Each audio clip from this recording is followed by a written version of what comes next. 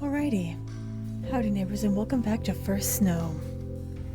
Last time we got closer with Eileen, even more, and we agreed to be her body model. Which is a typical thing in art class, where they would have an individual who would be their model, and they would study their anatomy, how their muscles move, how they connect, the whole nine. How like the skin stretches over muscles, things like that. Anyway, we agreed to do that for Eileen. Anyway, let's continue. First I might distract myself. Something feels off, no matter how I try to imagine it. Painting live models is probably totally normal for an artist like Eileen. I don't bother saying anything as she sets down her coat. Want a drink or something? I'm fine, thanks. Sure. Do yourself. I'll grab my stuff. Just make yourself comfortable. She walks off to get her easel and paints as I nod. Without much else to do, she just said, I love the bunny! I love him!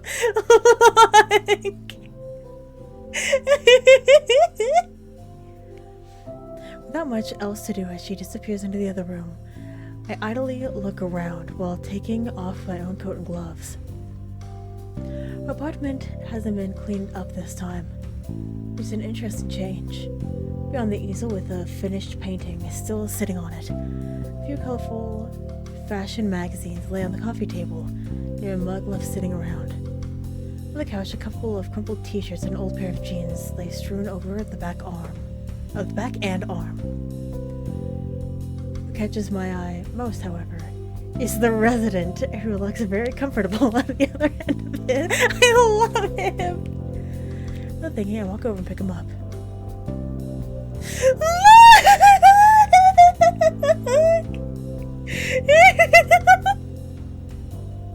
Oh, it makes me so happy. A particularly large stuffed rabbit, big enough to need two hands to hold comfortably. Although well made and adorably designed, it's obvious a little well loved by now. I'm sure I'd have noticed such a thing if it were around when Wallace and I came for dinner, so it must have been stuffed into her bedroom or something. Noticing movement out of the corner of my eye, I turn and look up. Eileen simply stares at me, face flat as she holds a bag of supplies in her hand.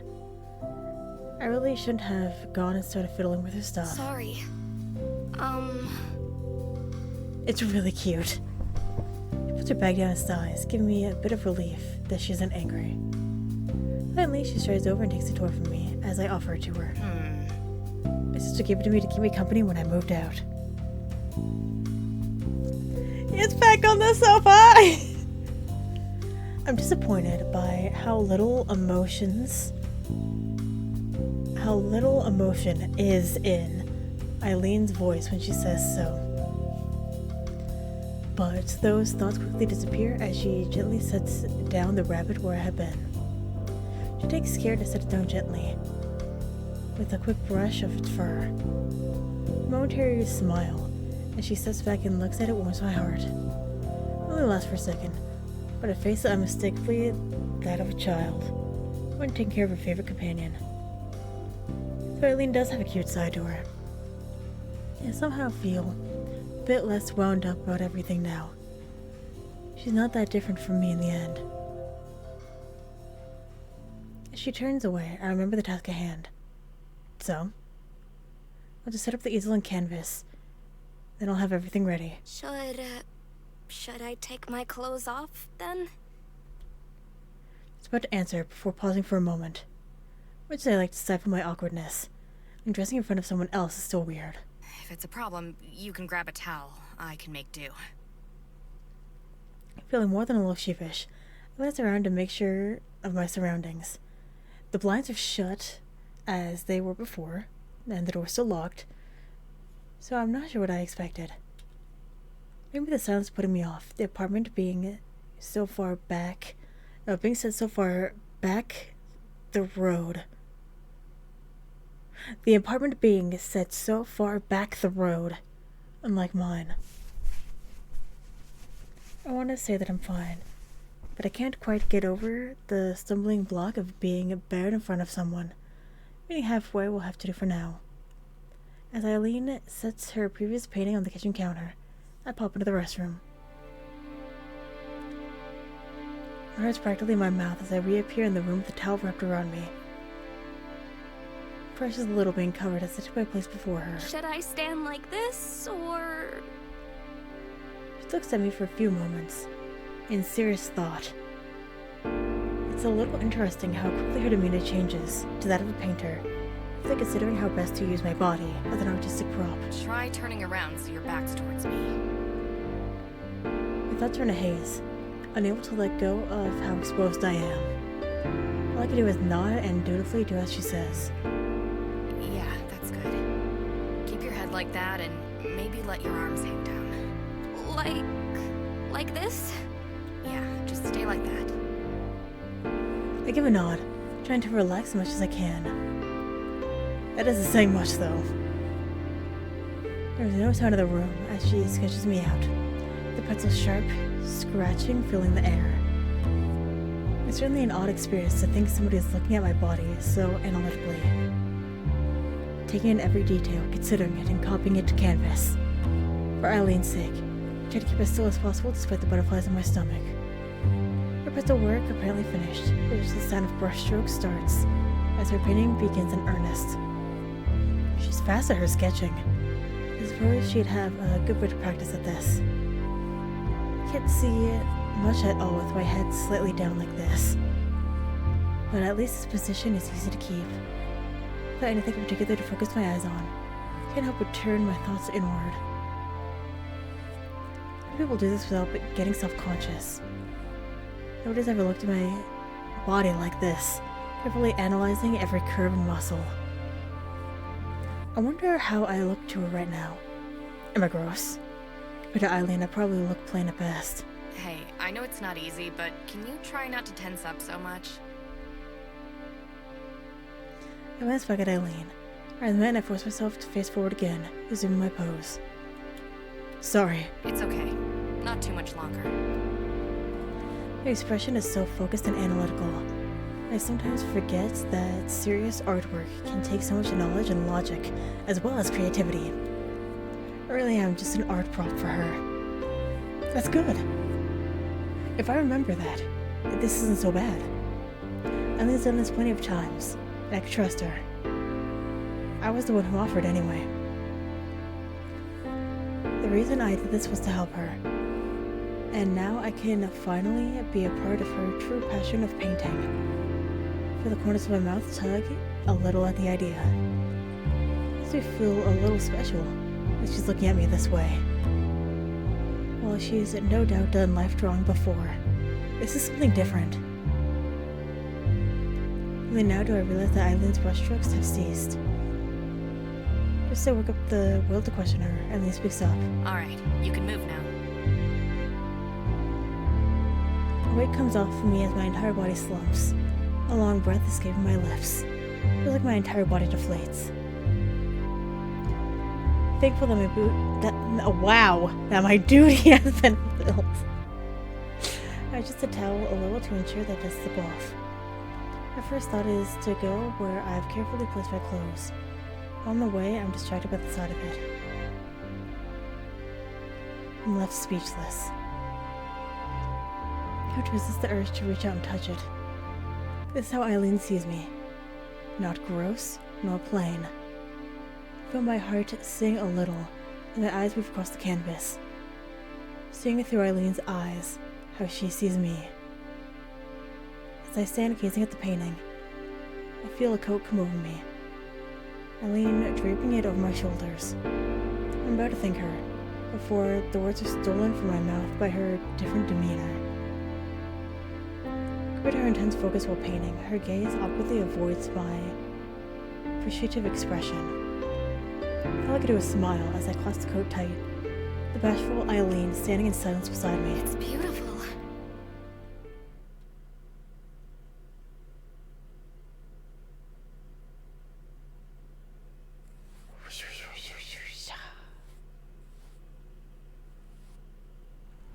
The streetlights led us along as we walk along the snow-dusted street.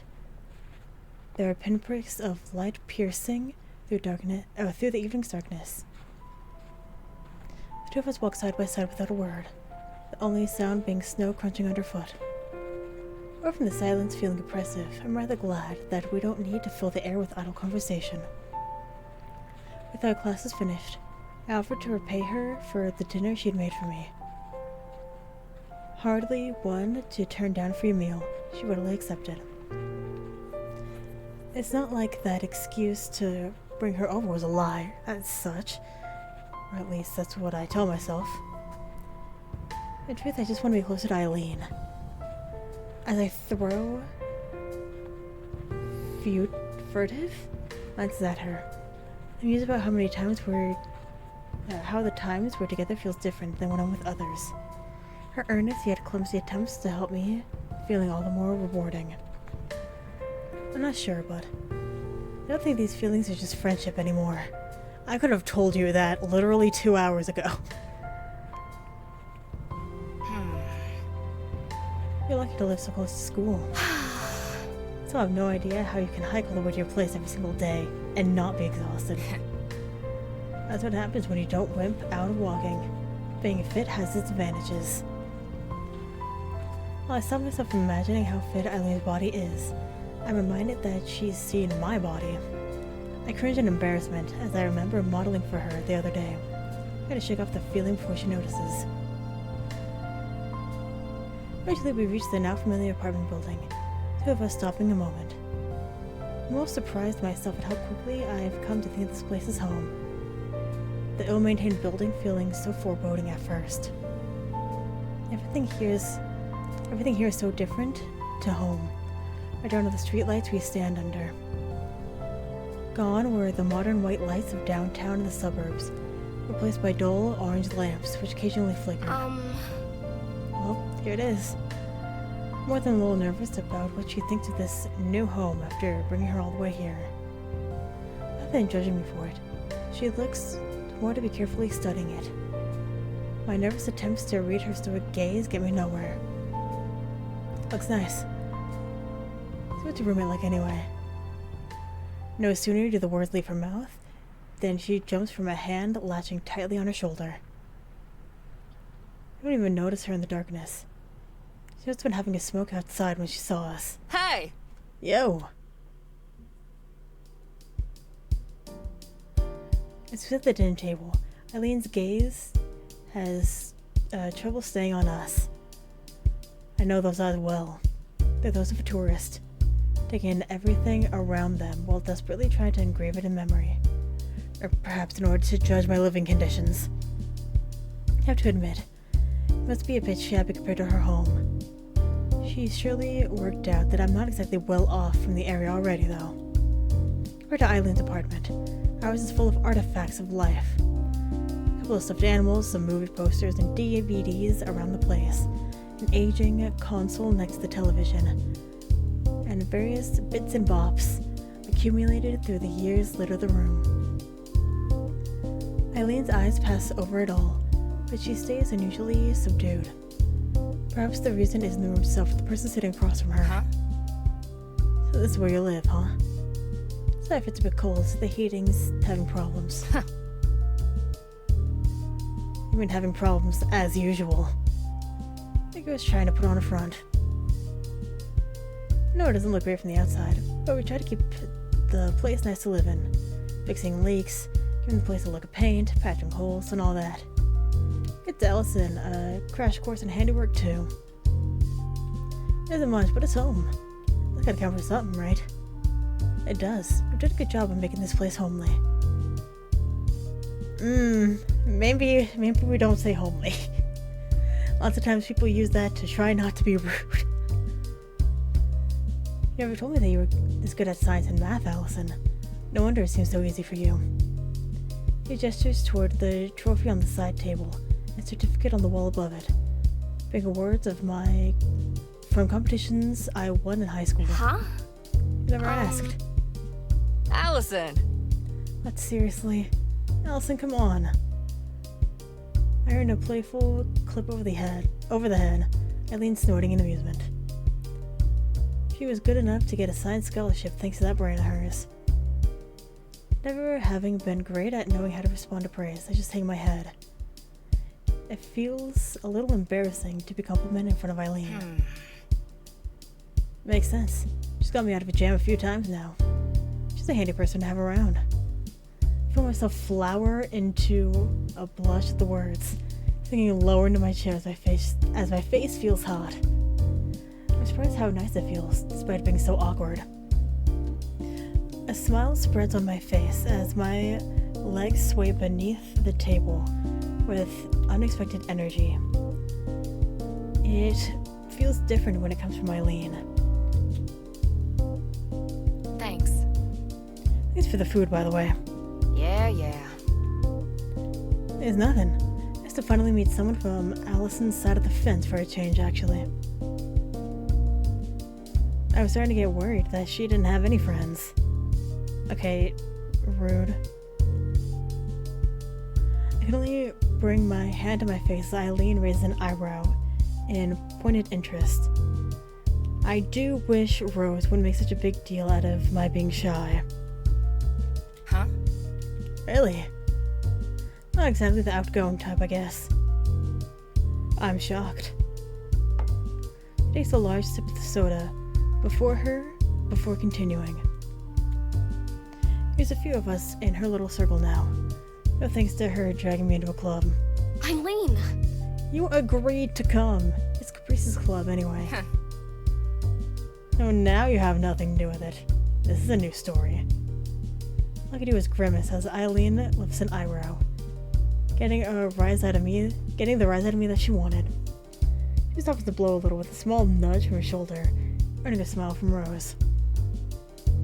Eileen gives a mighty yawn, poorly hidden by a hand over her mouth. I don't think I've seen her bother trying to hide one before. Sorry. I'm tired.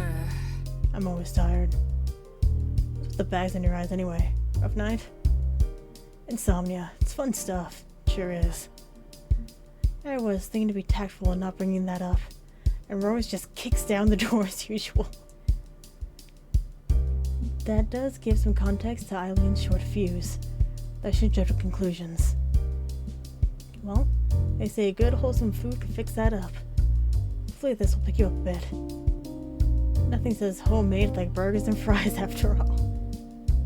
As I do talk, I quickly begin on my food. I didn't realize how empty I was. The fries disappearing into my mouth at a quick pace. Thank goodness for having good metabolism. Someone's hungry. I look up quizzically at her. I raised eyebrow. But then I realized my cheeks were as full as chipmunks. Good to see you two get along well. Rose takes hold of my shoulders and gives a playful shake, my head bobbing to and fro as I try to avoid choking on the fry on its way down. Allison's fine. Quiet as a mouse and manages to put up with my crap. Considering how much she takes care of chores and errands, I can't really complain. Even considering how nice of a person I am, right? That too. The three of us munch away at our food. The quiet sound of cars outside and prating from the television provide what little noise there is to be heard.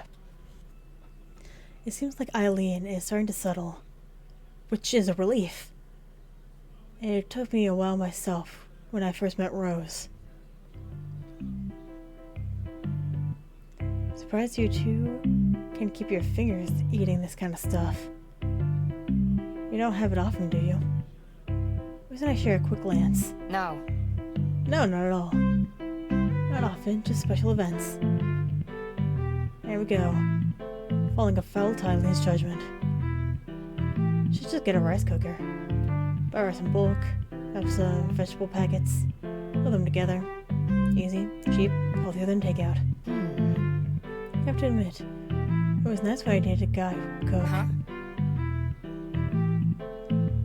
Having her around doesn't make things too awkward when you bring guys around. You learn to be quiet. I guess you would. I hate it here. I frown at the both of them. I don't want to hear about this. Not in front of my burger. You didn't already. That means I've been doing a good job.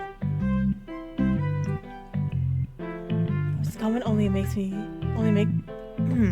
Rose comment only causes my frown to deepen. I feel myself blushing just from the topic of conversation, which just embarrasses me more. Besides, if you ever get a boyfriend, you're gonna have to learn too if you want to bring him around here. I won't be doing anything like that. Rose laughs, and even Eileen looks amused. I sulk, hating that the attention has been centered on me now. I especially don't want this kind of conversation around Eileen. Thankfully, Rose seems content with her teasing. So it's a story. Your friend Allison's, right? Turned out that way. Just another student at the community college majoring in art. The artsy type, huh?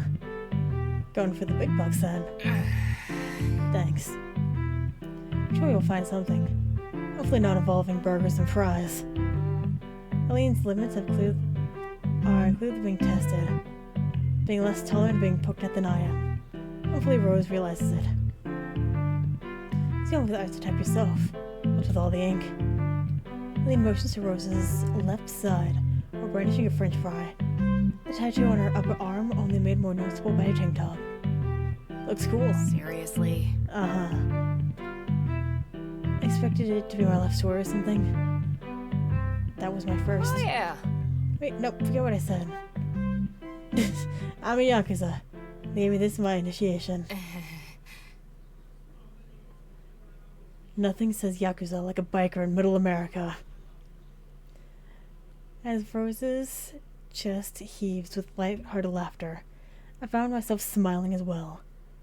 I'm glad the two get along well, though a little part of me wishes I could be like Eileen. It took me months to warm up to Rose, yet Eileen gets on with others so smoothly. Sitting out at the front of the apartment once more, we said our goodbyes for real this time. Even if she pointedly refused Rose's later offer of transportation. At least she'll be going home on a full stomach. It's an odd atmosphere. It's time to say goodbyes, especially given the night's chill having set in, but neither of us quite want to say the words. When you said you had a roommate, that's the last kind of person I expected you to be shacked up with. Rose is nice. Once you get to know her, she's a family friend. So I guess you could say I got this apartment through connections. Eileen's not really wrong, though. Ever since starting at community college, I've gone from having a couple of very alike friends in high school to an increasing menagerie of odd characters. The way Eileen looks as she gazes at the building catches me off guard. It's hardly the comfortable existence she seems to have. Rose and I pretty much eking out a living with what scraps we get, and she looks so wistful. You really have a nice thing going, don't you? Yeah, I guess so. If you ever want to visit again, you're definitely welcome. She gives an amused snort and a smile. I'll have to take you up on that sometime. Moments tick by as the two of us stand out on the sidewalk, neither quite knowing what to say next. I want her to stay around some more to talk to, but I know it's already getting late. Idly thinking over our dinner together, for having something to talk with her about, one particular part of the conversation keeps sticking out, replaying it in my head. I can feel my face getting hot before I cover it with my own hands. What's wrong? I can't believe Rose was talking about that kind of stuff, even though you just met her. Sorry about that. That's all right. I'm the one who brought it up. That's right. You're just as bad. Give her shoulder a firm tap. Immediately feeling conscious of the gesture, I pull away from her and look elsewhere, fuming away in my embarrassment. Eileen walks back and forth between her heels and the ball of her feet to pass the time while I recover. It's not quite knowing what to do. Eventually, thankfully, Eileen breaks the silence between us. Thanks for inviting me here. I'm glad to have been over tonight. Why? To be honest, I had you pegged as some spoiled little delicate flower when I first met you.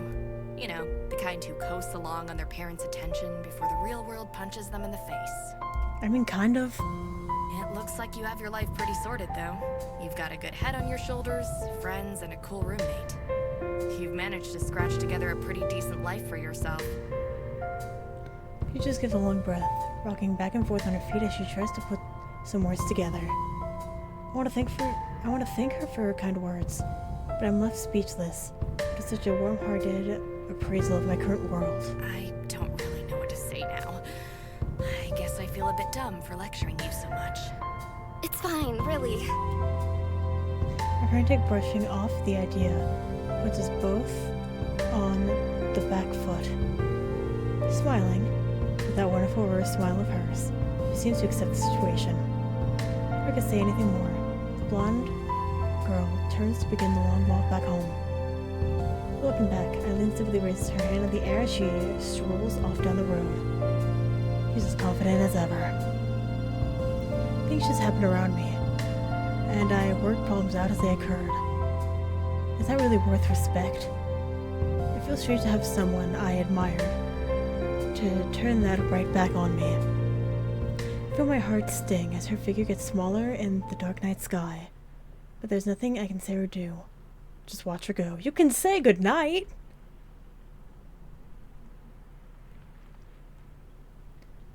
The cool night's breeze wafts past the balcony, my thin jacket doing little to stop it.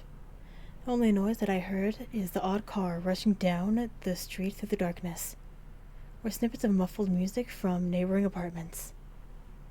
Moments like these are nice, circumstances aside. Just being able to be alone with my thoughts, without the distraction of others. That said, I already have my answer on what's been on my mind. It was the real point of this dinner after all. When I modeled for her, I wanted to be a part of something that was important to Eileen. Even before then, I wonder if the times I tried to get closer weren't out of friendship alone. What I felt as I watched Eileen walk away was all the confirmation of my feelings I needed. A dark figure suddenly appears, taking no heed to my surprise as it leans against the balcony beside me. As I compose myself once more, the familiar, acrid smell passes by my nose, tips me off before my eyes do. Don't scare me like that! Hey, I called out. Not my fault you were daydreaming. Her mention of it brings all my worries flooding right back. Are they wanting to look at Rose while thinking about all this? I turn back and try to ignore her as best I can. Rose mentioned how I should think about finding a partner sometime while I was in college. My parents too, even my high school friends before I came. I was content to focus on school and keep such complications out of my mind until my life was all set and ready. College has already set me right on that account. Life doesn't go on hold until you're ready to face it. Rose simply blows a puff of smoke, then stream passing her lips and disappearing into the night sky. I try to keep my mouth shut, but the smell proves too much for me as I bring my hand to my face. That's terrible! You're the one who banishes me here, remember? Wait a minute, she does have a point. Rose stubbornly makes a point of taking a puff of her cigarette, but soon notices that something is amiss. Come on, out with it. What's on your mind? It'd be easy enough to wave her off. One of the things I like about Rose is that she knows when to step back. And this is the kind of thing plenty of people keep private. But somehow, even if I haven't told Eileen how I felt, I kind of want someone else to know. I think I like someone. I watch her reaction with the best attempt I could muster at casual interest. I'm surprised by how unsurprised Rose is. After a tortuously long time, she finishes her puff of cigarette and takes it from her mouth. You had the look of someone with that on the mind. It's that Eileen girl, right? My mind blanks. She picked that up herself. She isn't taken off guard by me liking girls at all. The knot of anxiety that I hadn't noticed forming inside me suddenly twists and turns. I expected spluttering explanation. The unexpected spluttering explanation suddenly not needed. I psyched myself up so much, only for it to go nowhere. The silence between us continues as Rose patiently waits for me to respond. It's just... what's supposed to come after saying that? I didn't think you knew. About Eileen, or, you know. Well, I mean, kinda hard to ignore what's in front of your face, you know. Seeing you two together, it all clicked. You don't think I'm weird? Apparently feeling a little more sure of what to say, she gives a disarming smile. Believe me, I'm not in any position to call someone weird. Yeah. Hey, that's not what you're supposed to say. She elbows me in response, my mostly unintentional bite back. With the situation diffused, I managed to calm down a little. This saying I like her makes my thoughts feel all the more real, my heart skipping a beat as I repeat the words in my mind. Rose thinks to herself a little, before snuffing out a cigarette on the ashtray and looking at me squarely. Sorry, I shouldn't be so flippant when you're all worked up. I get that coming out can be hard. For what it's worth, I really appreciate that you trust me so much. The warm smile on her face proves infectious, all tension in the air fading away. I hardly mind, now that I've managed to unwind a little. I get the feeling she's stumbling through this herself. Minutes go by, with only the passing of cars beneath us for noise, both of us savoring the peacefulness of the winter's night. At loose ends, I lean against the balcony railing and finally break the silence. What should I do? I don't think that's something I can decide for you. Just remember that you're still young. So you don't think it'll work out? I'm not saying that. Just take it easy, alright? Relationships are a pain in the ass. This isn't what I'd hoped Rose would say at all. But that doesn't mean she's wrong. I thought love was supposed to feel all happy and warm. But I feel more nervous than anything else. Welcome to relationships. Falling for someone is easy. It's what comes next that's hard. Her disarming smile at least puts me a little more at ease. I'm glad to have Rose here for me. In many ways, I feel like we can't relate to each other, but we still have this kind of conversation to understand each other. We're just two girls talking about love. You're a good girl, Allison. I promise that whatever happens, you can call on me. Okay? Thanks. But, you know, if things do work out, you're still gonna have to learn how to be quiet for my sake if you bring her around. Rose!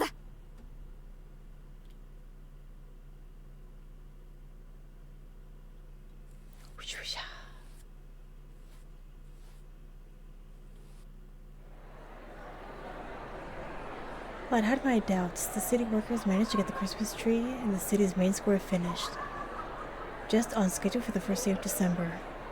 Its oversized tinsel and baubles gleam happily in the morning's light, proudly announcing the coming holiday. And with that, I'm going to go ahead and end this episode here.